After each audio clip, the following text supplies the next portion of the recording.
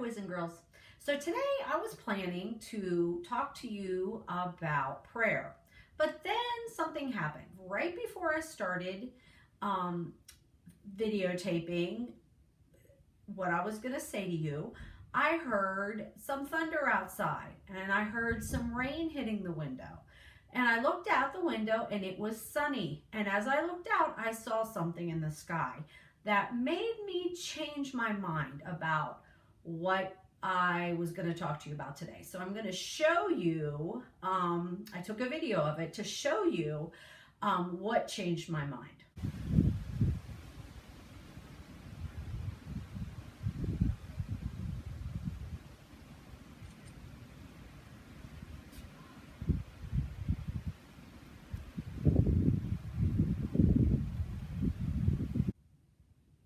So that rainbow is what changed my mind about what I was going to talk to you about today. So I'm sure most of you have heard the story of Noah. Noah was a man in the Bible, and he lived during a time when not everybody was following what God wanted them to do. A lot of people were doing what they wanted to do and not following God's laws and not living the way that God wanted them to, and it made God very, very sad. And God decided that he was going to destroy the earth with a flood. But he warned Noah and his family because Noah was a godly man. Noah was someone that did follow the laws that God wanted and did live a good life. So God told Noah that he needed to build an ark. Now, the ark was just a really, really, really big boat.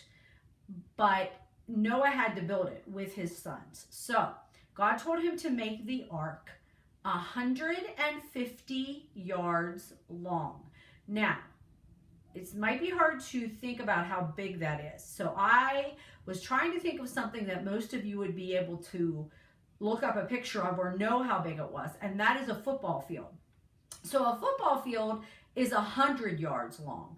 So basically this boat that Noah had to build was 1.5 football fields long, which is really, really big. Now, Noah and his sons started building it, and it took them a very, very, very long time to build it. And as they were building it, Noah's neighbors made fun of him. They called him crazy. They just stood and laughed at him, and that didn't make Noah stop because Noah was doing what God wanted. He was following what God told him to do.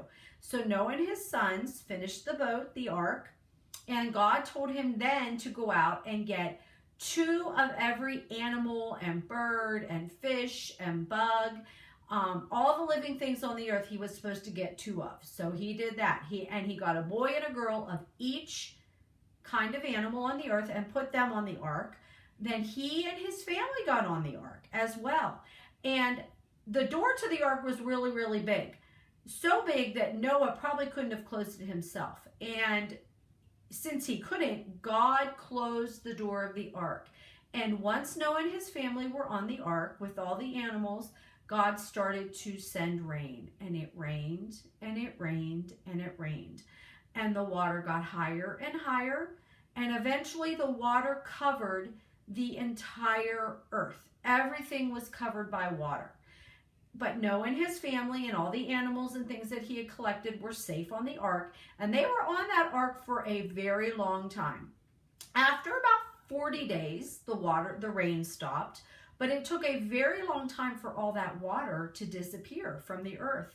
So Noah and his family were on that ark almost for a whole year with all those animals. I bet it got really stinky on that ark, don't you think? You know how it is at the zoo when you go to the elephant house and the different smells and things that come from all those animals. But Noah and his family had to take care of the animals, and they took care of each other, and they stayed on the ark until finally the water went down enough that the ark sat on top of a mountain, and then they had to wait even longer for more water to go down.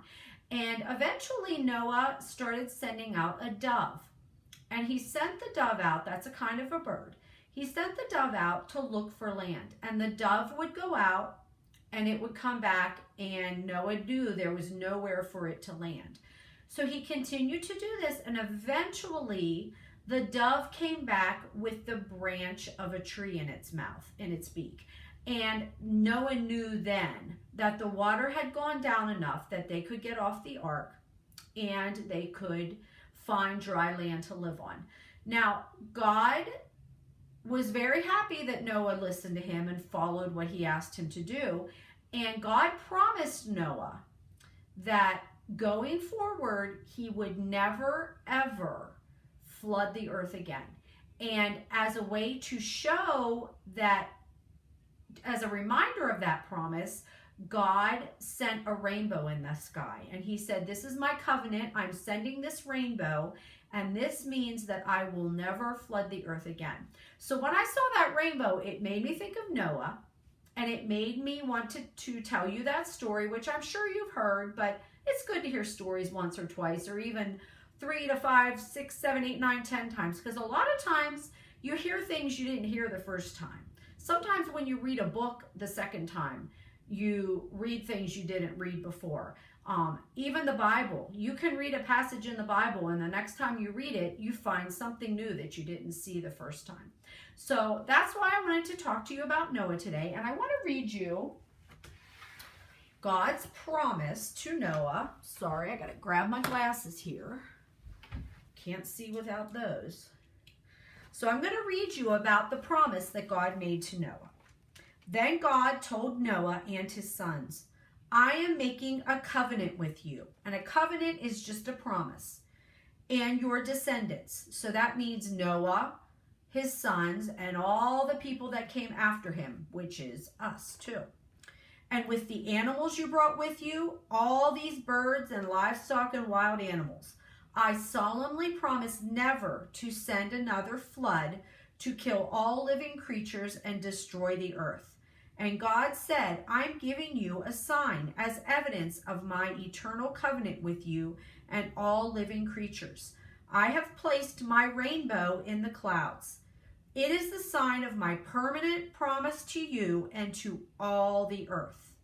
When I send clouds over the earth, the rainbow will be seen in the clouds, and I will remember my covenant with you and with everything that lives. Never again will there be a flood that will destroy all life. So God sent the rainbow to remind us that he made a promise, and he will keep that promise, that he will never flood the entire earth. Now there will be floods, little floods, but not a flood that's going to cover the entire earth and destroy everything that's living on that earth. So next time you see a rainbow, remember that. Not usually, always rainbows happen when it's raining and the sun is shining at the same time. So if it's raining and you see the sun, you know that's a good time to try to spot a rainbow in the sky. Let's say a prayer. Dear God, thank you for keeping your promise. Thank you for sending the beautiful rainbows that we see in the sky as a reminder that the promises you make, you keep, and you promise never to destroy the earth again with floods. Thank you for the beauty of this earth, and thank you for all you do for us. Amen. Have a wonderful week, and I'll see you next week. Bye, boys and girls.